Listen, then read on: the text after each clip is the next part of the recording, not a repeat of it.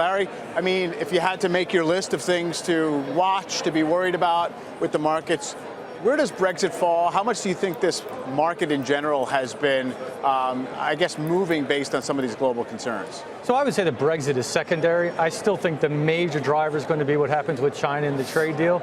By far, that's been the driving force. If you think back, the S&P 500 was at a record high.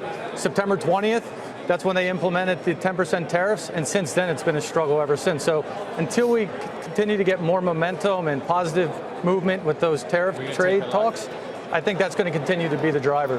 I just want to mention what happened in the final few moments of trading for the overall market, because it was interesting, Mike. We had another fading of the rally, sort of round two in today's session. The Dow actually only closed higher by 157 points. At one point today, we were up more than 400 points. And Larry, this is the fourth day in a row where rallies have been sold. It's a whole lot different than it used to be when it was buy the dip. Yeah, I call this the tic-tac-toe market, right? So if you play tic-tac-toe, there's really no winner on either side, and you just sit there and wait for somebody to make a mistake, or you find an opportunity to take it higher. So as you guys have been talking about, we've been in this range between 2,600 to 2,800. We really need to see some significant breakout in these trade talks to really take us higher. Yeah, it was another day also when the market closed lower than it opened.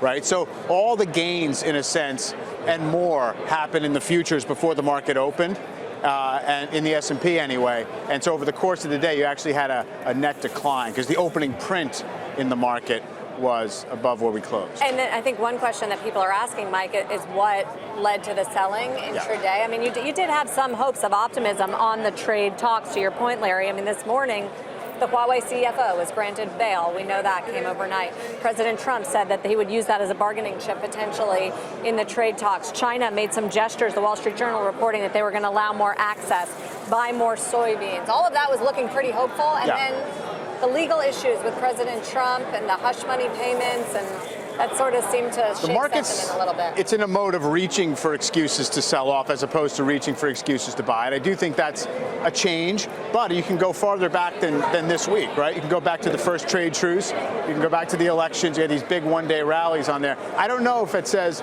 something has changed in terms of the underlying character of the market, but that's what's going on. But I think you hit it. It's a 24-hour market right now. And when we close, all of a sudden we're going to get news coming from overseas. And exactly what happened last night that drove us up, the opposite could happen tonight. So I think it's important that you got to keep up with the headlines. But underlying all these headlines, I still think the fundamentals are higher, and I think it's going to take us higher into next year. David, obviously in the background of all this is a fear of a slowdown of some magnitude. The financial stocks has been really an anchor on the indexes as well. So what do you think the market is sorting through, and where might it head from here? Well, I think again, the market is a product of company fundamentals and financial conditions in general, in a more broad sense, financial conditions. And I think what you've seen since June or September is a tightening of financial conditions. You've seen it in trade, you've seen it in the Fed, you've seen it in the Brexit controversy. All these things are tightening factors. And so the market is adjusting to a tighter financial economy. Not the companies are doing fine, but the financial conditions are tightening. So we have to wait, see what the Fed says next week, and eventually these financial conditions will be reflected in the market, and the market will move higher because earnings are fine.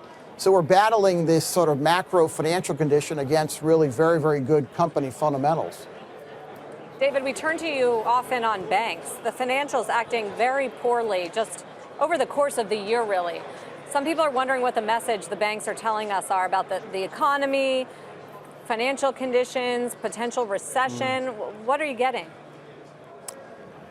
Well, I think they're telling us there's been 2 or 3 fairly large conferences since the end of the September quarter. And they're telling us that loan growth is okay, not great. They're telling us that deposit costs are starting to eat into margin expansion or even stabilizing margins. Credit's fine.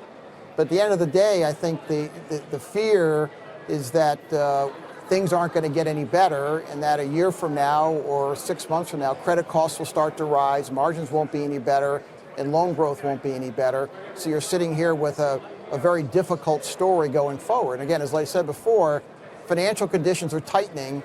Financials are at the forefront of that. In a sense, they they've benefited from loose financial conditions, let's say beginning in 2010-11. Now they're hurting from tighter financial conditions. You're not seeing it in healthcare, you're not seeing it in drugs or utilities, you're seeing it in financial. So they're telling you financial conditions are tight. And until the Fed eases up, I think it's going to be a place you have to be careful and you have to know what you own. Can you buy the banks, Larry? So I'm neutral in financials, but I got to tell you, after the big pullback that we've seen, I think they're getting more attractive. And I think the one catalyst People have been saying that for about a year. But I think the one catalyst could be that we actually see a steepening of the yield curve. If the Fed comes out next week and does a dovish hike, you could start to see these longer term rates start to move higher, because I think economic activity as we go into next year is going to continue to be stronger, and that'll help the financials. From the capital market companies, this volatility, by the way, is a good thing. And I think that's going to help drive trading. I think M&A activity is going to continue. And I think that you could see them start to perform better going forward. It could be a good thing.